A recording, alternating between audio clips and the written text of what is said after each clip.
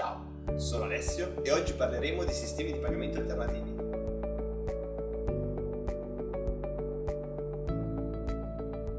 Se pensiamo agli strumenti di pagamento utilizzati online, di solito ce ne vengono in mente almeno 4. Le carte di credito, tipicamente Visa e Mastercard, PayPal, il contrassegno e il bonifico bancario. In effetti corrispondono ai sistemi più utilizzati in Italia. Secondo una ricerca di osservatori.net, queste forme di pagamento si contendono il 100% della domanda.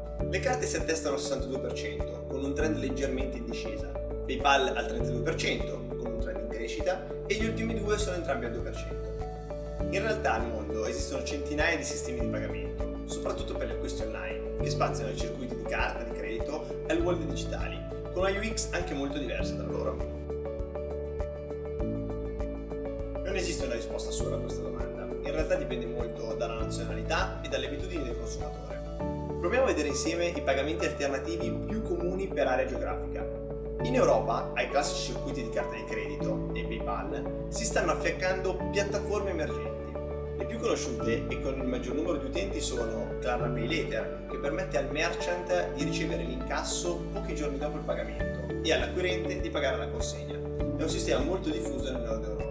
Klarna Pay Now, strumento che permette al cliente di pagare tramite bonifico bancario e al merchant di personalizzare i campi del bonifico e di ricevere la notifica di avvenuto pagamento in tempo reale. Ci sono anche altri strumenti simili a Klarna Pay Now, ad esempio MyBank, sempre più comune in Italia, e Edil, molto utilizzati in Olanda. I sistemi più comuni in Oriente sono UnionPay, un circuito di carte di credito, oppure Alipay, del gigante dell'e-commerce Alibaba, che conta 900 milioni di utenti cinesi.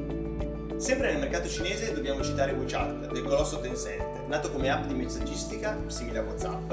Oggi con la sua funzione di pagamento raggiunge un potenziale di utenti attivi che supera il miliardo. Ad esclusione degli Stati Uniti, in cui la fanno da padrone le carte di pagamento e PayPal, nel resto del mondo c'è un'altissima frammentazione nell'ambito dei pagamenti.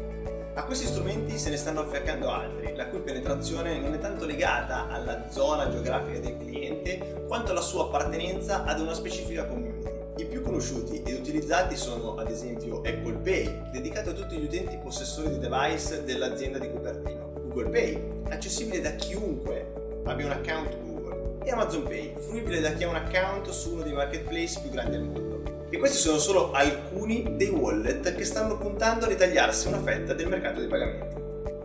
Per maggiori informazioni visita il sito accept.com.